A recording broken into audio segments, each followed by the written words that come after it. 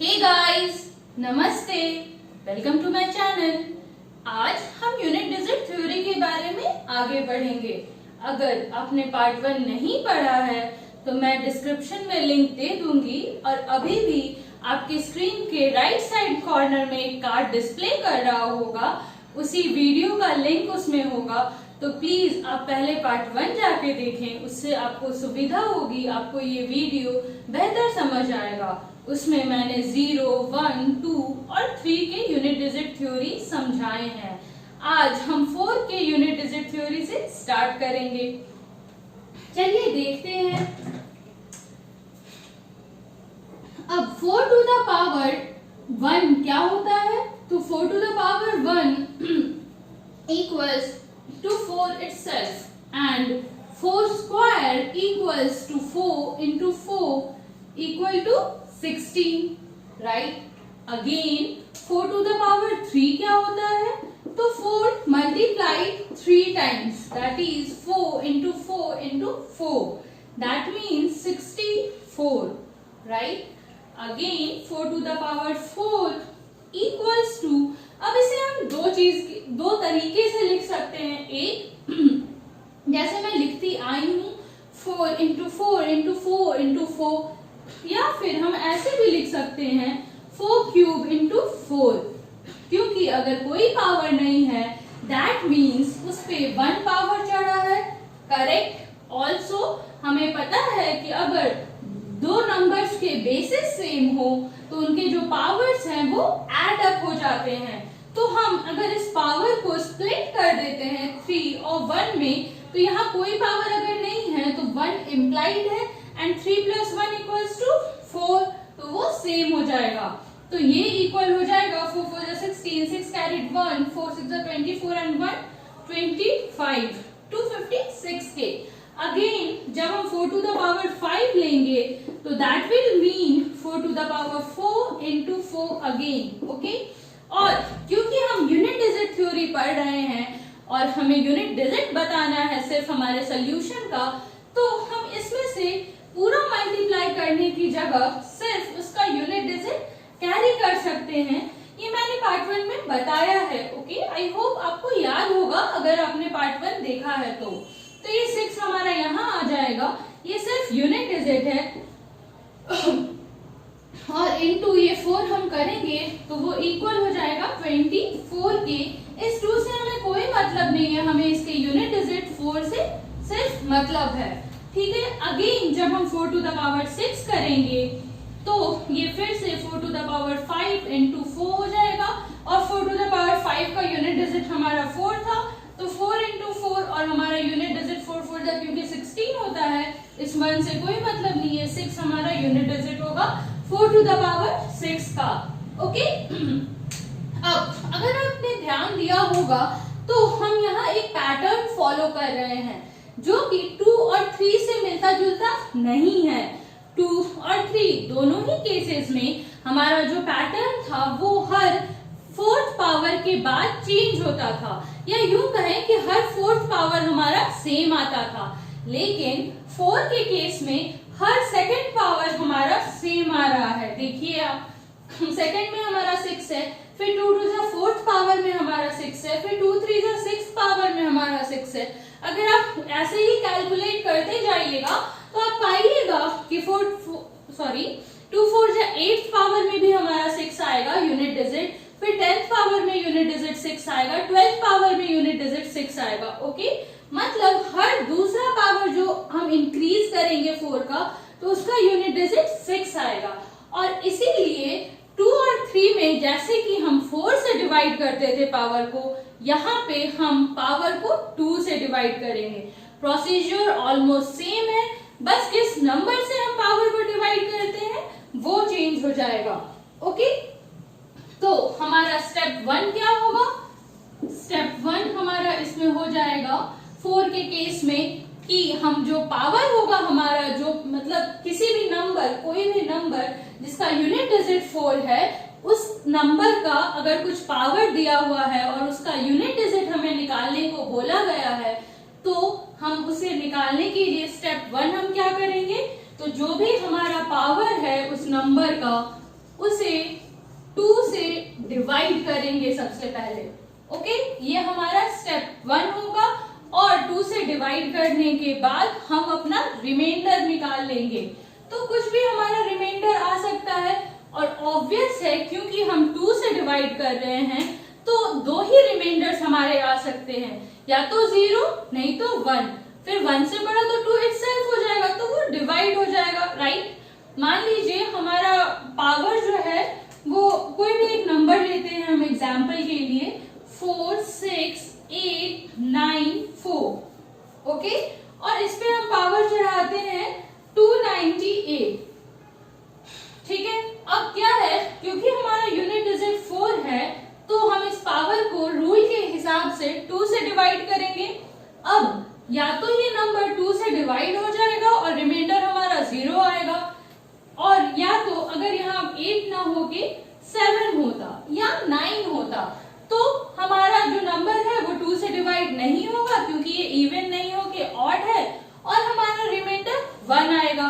That means जब भी हम ये 4 यूनिट डिजिट जिस नंबर का भी यूनिट डिजिट 4 होगा उसके पावर को 2 से डिवाइड करेंगे तो 2 रिमाइंडर्स आएंगे, या तो 0 या तो 1।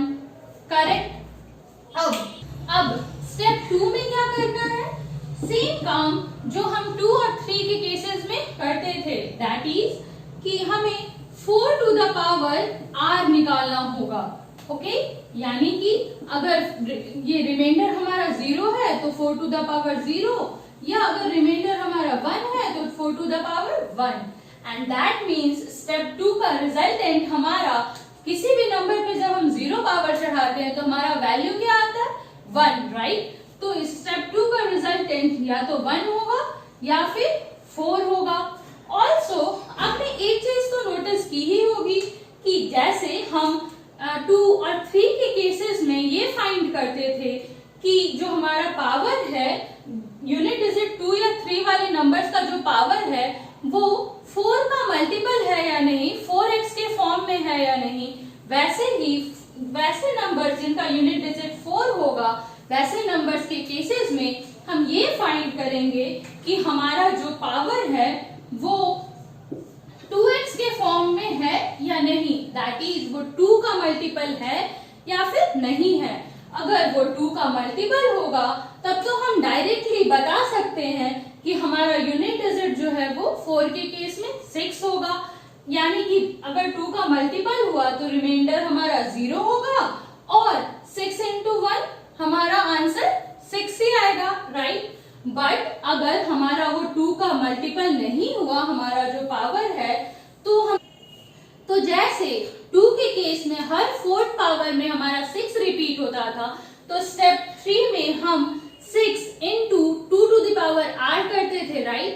एंड 3 के केस में हर 4th पावर में हमारा 1 रिपीट होता था, तो स्टेप 3 में हम उसमें 1 into 3 to the power r करते थे, करेक्ट। सिमिलरली क्योंकि यहाँ हमारा हर सेकेंड पावर पे रिपीटिशन हो रहा है तो इसलिए हमने 2 से डिवाइड किया पावर को, एंड क्योंकि 6 रिपीट हो रहा है जस्ट लाइक 2, तो वैसे ही स्टेप 3 में हम क्या करेंगे, तो जो भी हमारा 4 टू द पावर r आएगा उसको इस 6 से हम मल्टीप्लाई करेंगे।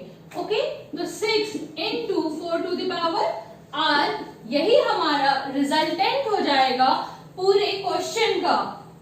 यही जो 6 into 4 to the power r आएगा इसका जो भी यूनिट डिजिट होगा वही हमारे क्वेश्चन का भी यूनिट डिजिट होगा। ओके, तो क्योंकि 4 टू द पावर r हमेशा या तो 1 होगा नहीं तो 4 होगा, तो हमारा आंसर भी या तो 6 into 1 होगा या 6 into 4 होगा। ओके, तो 6 1 का 6 होता है और 6 4 जा 24 होता है। याद रखिए आपको 2 से कोई मतलब नहीं है, हमें सिर्फ यूनिट डिजिट जानना है और इसलिए हमारा आंसर या तो 6 होगा नहीं तो 4 होगा। ओके,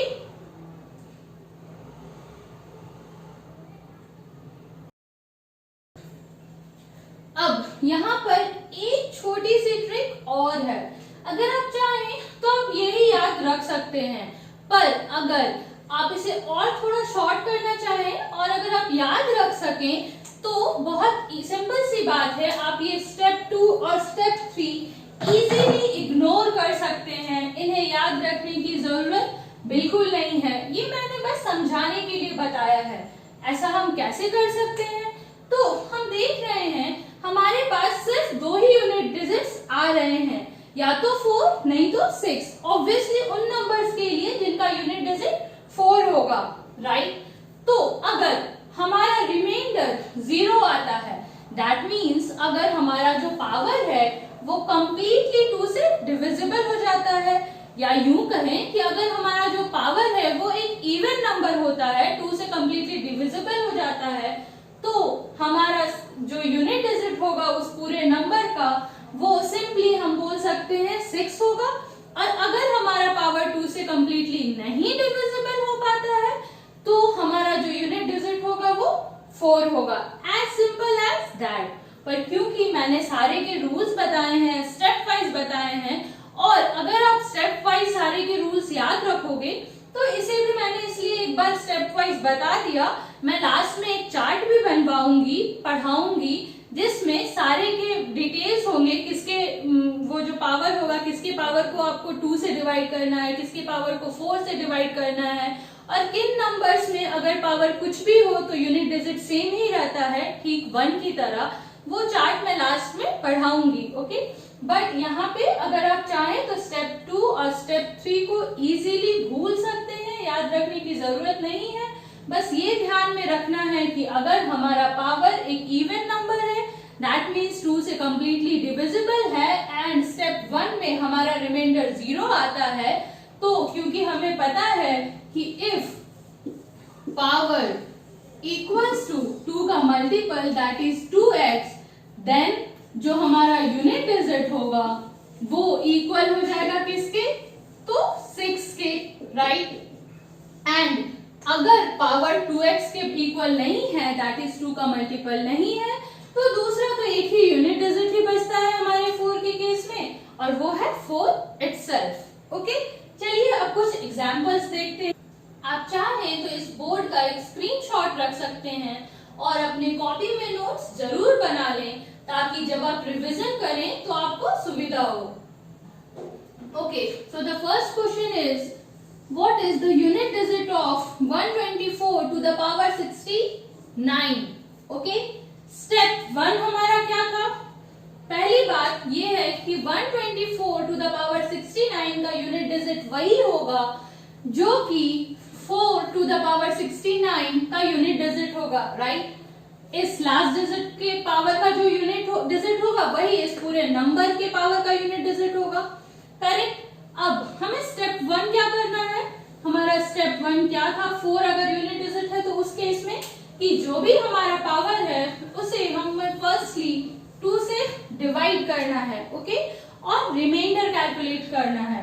अब क्योंकि ये एक ऑड नंबर है तो ऑब्वियस सी बात है कि हमारा रिमाइंडर जो आएगा वो 1 होगा। अगेन स्टेप 2 क्या था हमारा? कि जो भी हमारा रिमाइंडर आता है, हम क्या नंबर हमारा 4 था, राइट। तो 4 to the power r, 4 to the power remainder को, क्योंकि हमारा हर सेकंड पावर में यूनिट डिजिट 6 होता है, तो 6 से मल्टीप्लाई करेंगे। मैं बार बार इसलिए बोलती हूँ ताकि आपको ये वीडियो एक बार पढ़ के अच्छी तरह से याद हो जाए कि ये थ्योरी क्या थी और क्या पावर रहने पे हमारा आंसर क्या आना चाहिए यूनिट डिजिट का। आई होप ये आपके लिए हेल्पफुल होगा, ओके। तो 6 into 4 to the power r क्या हो जाएगा? तो 4 to the power, एक्चुअली हमारा स्टेप 2 बस 4 to the power r को कैलकुलेट करना था, राइट। मैंने स्टेप 2 और स्टेप 3 जरा यहाँ मर्ज कर दिया था, सॉरी फॉर दैट। तो स्टेप 2 हमारा था कि 4 to the power r calculate करना है, तो 4 to the power r equals to 4 to the power 1 equals to 4 itself, right. Again lastly हमारा स्टेप 3 क्या होगा? तो स्टेप 3 में हमें वो करना है कि 6 into 4 to the power r, that is 6 into 4 equals to 24 and 4 will be our unit digit। आप देख सकते हैं कि जो 4 to the power r में हमारा क्योंकि एक ही ऑप्शन ही है 0 के अलावा, वो है रिमाइंडर हमारा 1 आएगा। जैसे ही रिमाइंडर 0 आएगा तब तो सिंपल सी बात है, हमारा पावर 2x हो गया और हमारा यूनिट डिजिट 6 होगा, सिंपल। जैसे कि 3 वाले केस में जैसे ही पावर 4x हुआ तो यानी यूनिट डिजिट 1, जैसे ही पावर 2 के केस में 4x हुआ तो हमारा यूनिट डिजिट 6। सिमिलरली 4 के केस में जैसे ही पावर 2x हुआ, 2 का मल्टीपल हुआ तो हमारा यूनिट डिजिट 6। उसके अलावा एक ही रिमाइंडर बचता है हमारा 1 और 4 टू द पावर 8 जो कि स्टेप 2 हमेशा होता है, जो भी हमारा बेस नंबर है यूनिट डिजिट का उस पे हम रिमाइंडर का पावर चढ़ाते हैं, तो 4 टू द पावर 1 4 ही होगा। और हम देख सकते हैं थर्ड स्टेप हमारा होता है कि जो भी 2x का वैल्यू जब पावर 2x होता है या 2 और 3 के केस में जब पावर 4x के फॉर्म में होता है, तो जो भी फोर्थ या सेकंड यूनिट डिजिट होता है उससे हम ये r पावर वाले बेस को मल्टीप्लाई करते हैं, राइट। बट क्योंकि 6 into 4 का यूनिट डिजिट हमेशा 4 ही आएगा, जो कि स्टेप 2 का भी रिजल्टेंट है 4, इसलिए हमें स्टेप 3 की तो बिल्कुल भी जरूरत नहीं है। ओके, अगेन जैसा कि मैंने पहले बताया है, आप डायरेक्टली यहाँ 4 के केस में स्पेशली सीधे देख के बता सकते हैं कि किसी नंबर का यूनिट डिजिट क्या होगा, क्योंकि ऑप्शन सिर्फ हमारे पास 2 ही हैं। इनफैक्ट हमें ये स्टेप 1 भी सिर्फ मन में करने की जरूरत है। मैं बता रही हूँ, समझा रही हूँ, इसलिए इतना टाइम लग रहा है, पर मैं अभी क्वेश्चंस लिखूंगी, आप यूं चुटकियों में बता सकोगे। करना क्या होगा, हम सिंपली देखेंगे कि हमारा जो ये पावर है वो हमारा 2 से डिविजिबल है या नहीं। जैसे यहाँ पे मैंने अभी आपसे कहा ना, मैंने डिवाइड नहीं किया इसे पूरा रिमाइंडर 1 निकालने के लिए, बस मैंने देखा ये एक ऑड नंबर था, दैट मीन्स वो 2 से डिविजिबल नहीं होगा और हमारा रिमाइंडर 1 आएगा, राइट। तो ये इतना लिखने की भी क्या जरूरत है, सीधे वहां देखना था। बेस का यूनिट डिजिट हमारा 4 है, दैट मीन्स पावर को 2 से डिवाइड करना है, सॉरी, और पावर जो है हमारा ऑड नंबर है, दैट मीन्स रिमाइंडर 1 आएगा। अगर इवन नंबर होता तो रिमाइंडर हमारा 0 आता, इवन होता दैट मीन्स वो 2x के फॉर्म में, 2 के मल्टीपल के फॉर्म में, तो हमारा यूनिट डिजिट 6 हो जाता। और क्योंकि ये हमारा ऑड नंबर है, 2 से डिविजिबल होगा नहीं, रिमाइंडर 1 आएगा, तो इसलिए सिंपल सी बात है कि इसका यूनिट डिजिट हमारा क्या हो जाएगा, तो यूनिट डिजिट हमारा 4 होगा, जो कि यहाँ पे आया था, राइट। ये हमारा आंसर हो जाएगा। आप चाहें तो आप पूरे स्टेप्स कर सकते हो, उसमें कोई प्रॉब्लम नहीं है। अगर आप चाहें तो आप सीधे ये याद रख सकते हैं कि क्यों हमें 4 वाले नंबर्स के पावर को 2 से डिवाइड करना है। अगर ऑड हुआ तो रिमाइंडर 1 होगा और यूनिट डिजिट हमारा 4 ही होगा, जो कि 4 टू द पावर 1 में आता है। ये और याद रखने में हेल्पफुल रहेगा। और अगर इवन हुआ तो दैट मीन्स वो 2 का मल्टीपल है और हमारा जो यूनिट डिजिट होगा वो 6 होगा। ओके, आई होप ये हेल्पफुल था आपके लिए।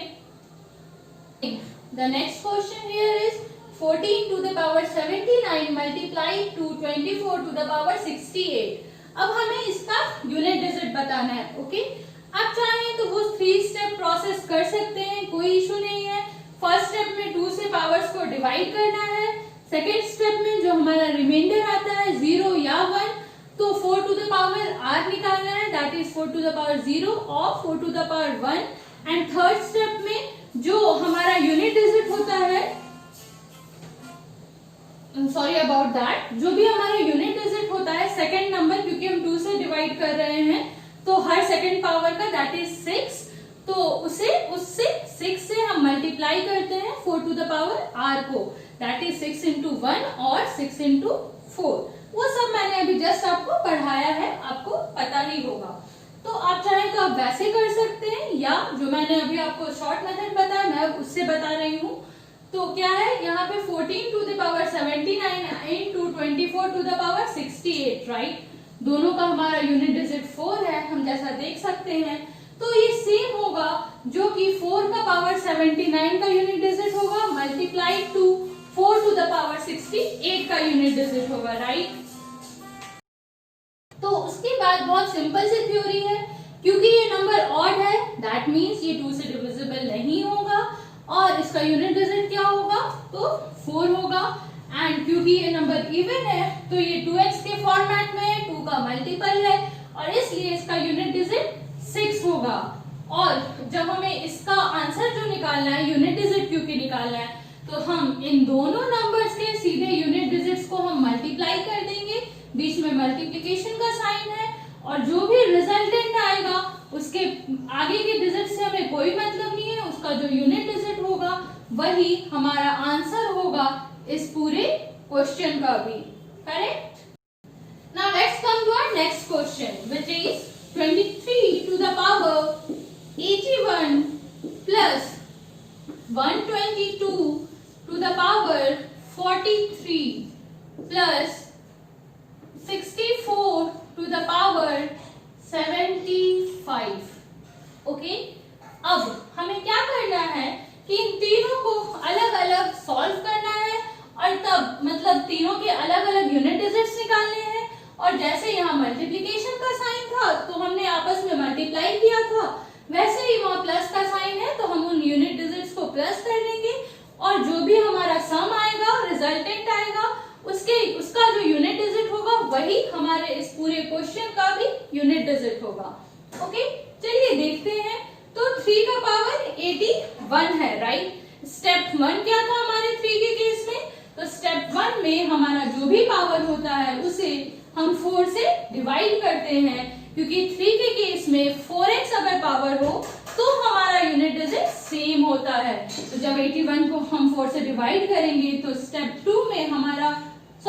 1 में ही हमारा रिमाइंडर 1 आ जाएगा। एंड स्टेप 2 क्या था हमारा? तो 3 टू द पावर r निकालना होता था, तो 3 टू द पावर 1 क्या हो जाएगा? 3 ही होगा, राइट। एंड स्टेप 3 क्या था? तो जो भी हमारा 3 टू द पावर r आता है उसे हम मल्टीप्लाई करते हैं 1 से, क्योंकि 3 टू द पावर 4x का यूनिट डिजिट हमेशा 1 होता है, right. So 1 into 3 to the power r equals to 1 into 3 equals to 3 itself, right। तो मैंने ये 3 के केस में बताया था कि आप चाहें तो 3 के केस में स्टेप 3 को भूल सकते हैं, इग्नोर कर सकते हैं, क्योंकि 1 से हम किसी भी नंबर को मल्टीप्लाई करें हमारा आंसर वो नंबर ही आता है, राइट। ठीक है, तो इसका तो यूनिट डिजिट हमारा 23 टू द पावर 81 का यूनिट डिजिट 3 हो गया। अगेन 122 टू द पावर 43 का क्या होगा?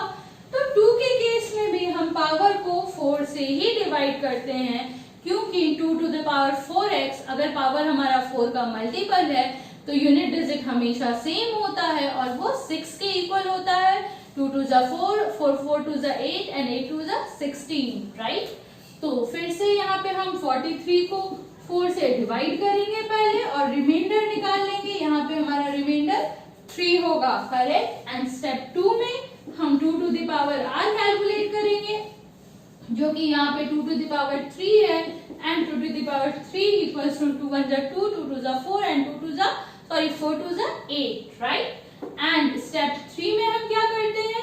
तो जो भी 2 टू द पावर 4x का यूनिट डिजिट होता है, यहाँ पे क्या है 6, उसे हम 2 टू द पावर r से मल्टीप्लाई करते हैं, that is 6 into 8 equals to 48 and hence 8 will be the unit digit of our question, that is 122 to the power 43 का यूनिट डिजिट हमारा 8 होगा। इस 4 को हमें इग्नोर करना है। ऑल्सो 2 के केस में भी मैंने पढ़ाया था कि आप स्टेप 3 को इजीली इग्नोर कर सकते हैं, क्योंकि 2 के केसेस में या तो 2 टू द पावर 1 होगा या 2 टू द पावर 2 होगा या 2 टू द पावर 3 होगा, और तीनों में या तो 2 या तो 4 और नहीं तो 8 आएगा हमारा 2 टू द पावर r का वैल्यू। एंड अगर हम 2 से 6 को मल्टीप्लाई करें तो 6 2 जा 12, 2 ही आता है। 4 से 6 को मल्टीप्लाई करें तो 6 4 जा 24, फिर से 4 ही आता है। एंड सिमिलरली 6 से 8 को मल्टीप्लाई करें तो 48, यूनिट डिजिट हमारा 8 ही आता है। तो 6 से जब हम 2 टू द पावर r को मल्टीप्लाई कर रहे हैं तो value 2 to the power r ही आ रहा है, इसलिए मैंने कहा था कि आप स्टेप 3 को इजीली इग्नोर कर सकते हैं।